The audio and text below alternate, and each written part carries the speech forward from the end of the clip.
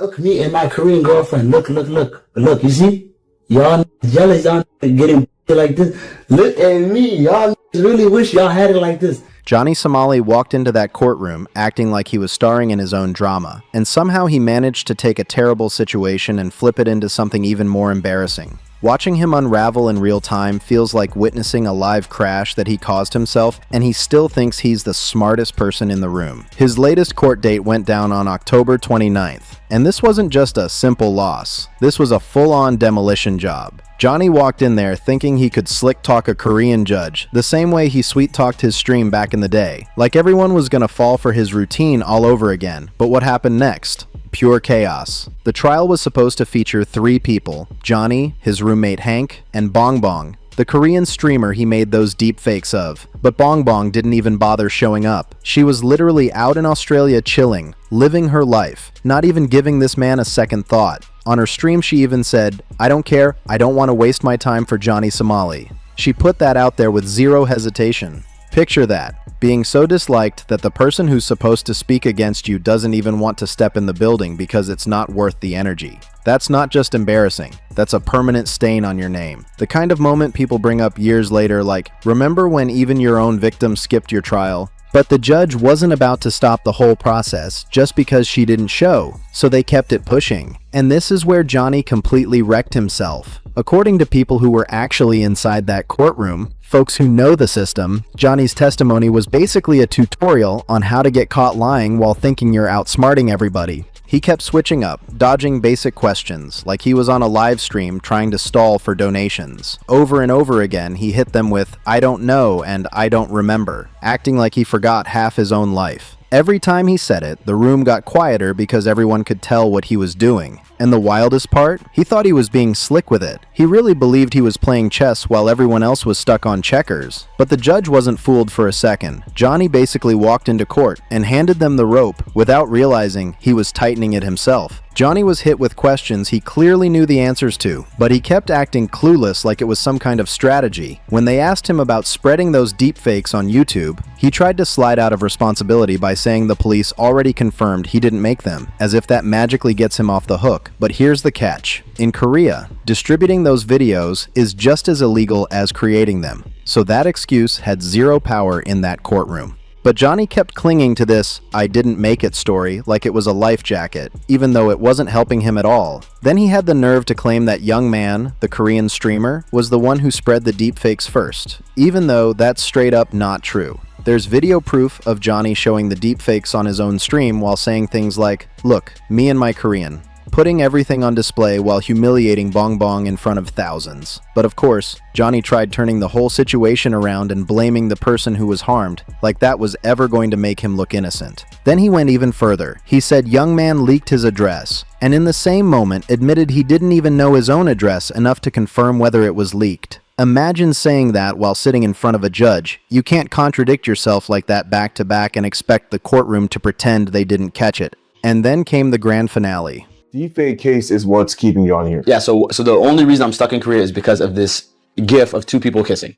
Yes. So it's like unfair, malicious prosecution, you know? Because the 2 people that are claiming I made a deepfake about them, which I never created any deepfake, somebody posted a deepfake in my Discord and I showed it to my stream with my phone. The baton situation. They brought up the moment when young man allegedly hit him with a baton, and Johnny called it the scariest day of his life. But somehow he couldn't remember anything important about it. He couldn't say who brought the baton, couldn't explain the lead-up, couldn't give a clear step-by-step breakdown. Nothing. It was all fuzzy in the moments where accuracy actually mattered. Convenient timing, right? Especially when there's video showing Hank was the person holding that baton during the chaos. Johnny tried his best to twist the story, but every time he opened his mouth, it just pulled him deeper into the mess. Johnny's own roommate was the one who walked into that whole situation carrying the baton, which made Johnny's "I don't remember" routine look even more suspicious. Either his memory suddenly starts glitching whenever it's convenient, or he's bending the truth to keep his friend out of trouble. And neither option impressed that judge one bit. You could practically feel the disbelief in the room every time Johnny tried to dodge another simple fact. And then came the moment that had everybody stunned.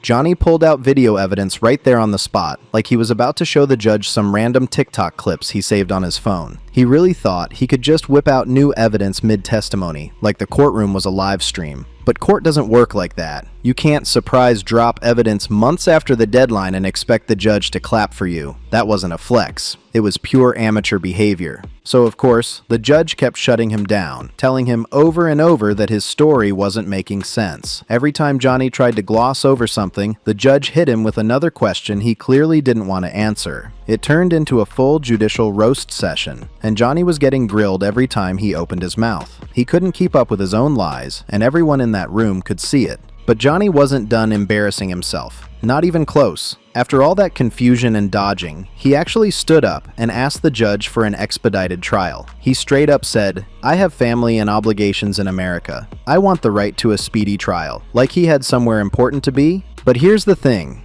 This is the same man whose own parents publicly told him to stop traveling around and bothering people in different countries. His dad literally went on record telling him to cut it out. His own family distanced themselves from him completely, and Johnny even admitted on stream that his parents are more upset with him than the entire internet combined. So hearing him act like he's rushing home to loving support, that just made the courtroom moment even more awkward. So for Johnny to stand there in front of a judge and act like he needed to rush back home to his family wasn't just a lie. It was straight up disrespectful. It was manipulative, and everyone in that courtroom could feel it. The judge didn't even flinch. She saw through that story instantly, like she'd heard the same routine 1,000 times before. She denied his request with the calmest energy ever, then dropped a reality check so heavy the whole room felt it. She told Johnny that other foreign defendants have waited in Korea for their trials for up to 2 years, and that Johnny isn't some special exception who gets to skip the line. She basically let him know he's staying put just like everybody else. No shortcuts, no special treatment, nothing.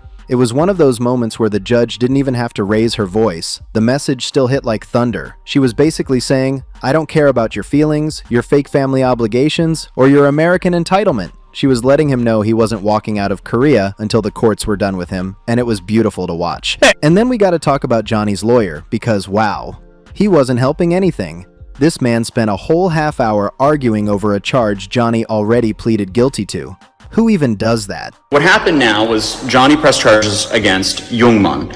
Jungmann is one of the people who pressed charges against him for the deepfakes. So currently Johnny is facing 2 counts of deepfake charges. One is from the Korean streamer by the name of Bongbong, and the other one is from the Korean streamer by the name of He tried to claim the Lotto World incident shouldn't count because the ride was only shut down for 10 to 15 minutes, not 30 minutes like the prosecutor said. But that whole argument was pointless because the time frame doesn't even matter. In Korea, obstruction of business doesn't require a specific amount of time. Even a short disruption counts. If you mess up normal operations at all, you are guilty. Whether it's 30 seconds or 30 minutes, Johnny still shut down the ride, pulled security into the mess, and said things no adult should be saying around children. That's obstruction, period. So of course the judge tossed his lawyer's argument aside immediately. She wasn't entertaining any of that nonsense, and honestly, she was right to shut it down. But here's where everything went from terrible to downright catastrophic. Not only did Johnny lose every single argument he tried to make, not only did the judge deny his request for a speedy trial in the cleanest way possible, but the next court date got pushed all the way to February 11th. That means he's stuck waiting, with months of pressure building and nothing going the way he hoped. 2026, that's more than 3 whole months away, and the wild part is that date isn't even the final trial. It's just the next checkpoint. That's literally the day they hope Bongbong will show up to testify, and if she decides not to, it's getting pushed back again and again. Because here's the truth. Bongbong does not care at all about catering to Johnny's schedule. She already proved she'll skip a court date without thinking twice. She was out in Australia this time, living her life like the world wasn't waiting on her testimony. Next time, she could be in Peru, Spain, Dubai, or chilling on some beach with zero interest in stepping into a courtroom for Johnny. And every time she doesn't show up, boom, another delay, another few months added to Johnny's misery. And let's be real. Everybody watching this situation is thinking the same thing. If she wanted to keep traveling and stacking those delays, nobody would blame her. But anyway, let's break down what Johnny's actually facing here. He's already been stuck in Korea for over a year. The next trial date is set for February, which adds 3 more months of waiting. And even if Bongbong does show up that day, the case isn't closing anytime soon. There still has to be more testimony. more arguments, and eventually a whole separate sentencing phase. Legal experts are saying this whole thing could stretch into summer 2026 or even longer depending on how messy it gets. So now we're looking at Johnny being stuck in Korea for at least 2 years.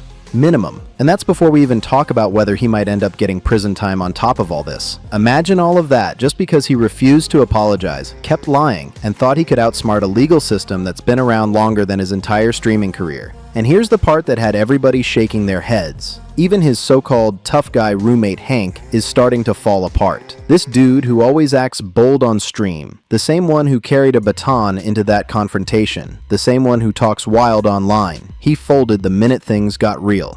During the trial, Hank actually requested to testify in a private room because he was scared of the spectators watching. This is the same man who plays fearless on camera, and now he's asking for a safe room because a handful of people were sitting in the courtroom looking at him. It was unbelievable to watch. This whole team's tough act disappears the second they step in front of actual consequences. Ask you if there's any way we could do expedited trial because I've already been here for over 1 year in travel ban.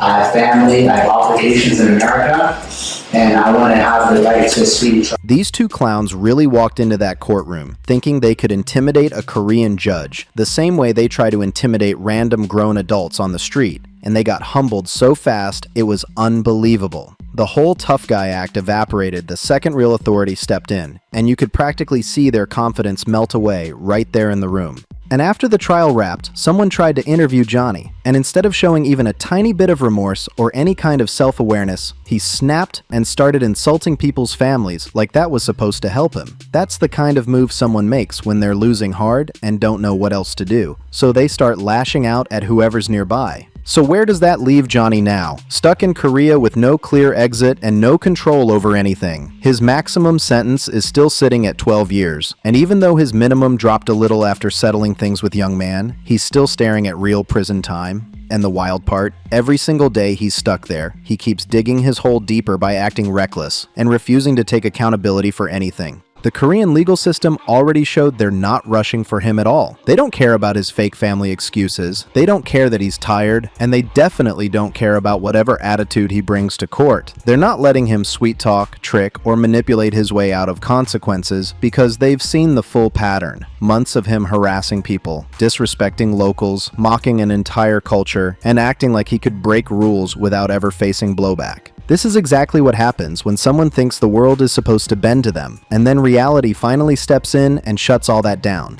Eventually, reality always shows up, and when it hits, it doesn't just tap your shoulder, it slams you straight to the floor and keeps you there until you finally understand what time it is. And honestly, he earned every second of this mess. This isn't just justice. This feels like karma, moving with precision, like the universe finally stepping in to remind him that disrespect catches up eventually. Watching someone who built their whole name off chaos, loud behavior, and putting people down finally get faced with real consequences. That's not just satisfying. That's straight up beautiful to witness. It's like everything he threw at others bounced right back at him at full speed, and now he has to sit with it. So yeah, Johnny Somali just learned he's not leaving Korea anytime soon, and the judge made sure he understood that in the most embarrassing and undeniable way possible. This is what happens when you treat the world like it's your playground and think rules don't apply. Eventually, those consequences come knocking, and they don't knock softly. Welcome to the outcome of your own decisions, Johnny. Hope you packed way more than you thought because you're going to be there for a long while. And now I gotta ask, what do you think about all this? Do you feel like Johnny deserves to be stuck there for years? Drop your thoughts in the comments, hit like, subscribe, share this video, and I'll see you in the next one.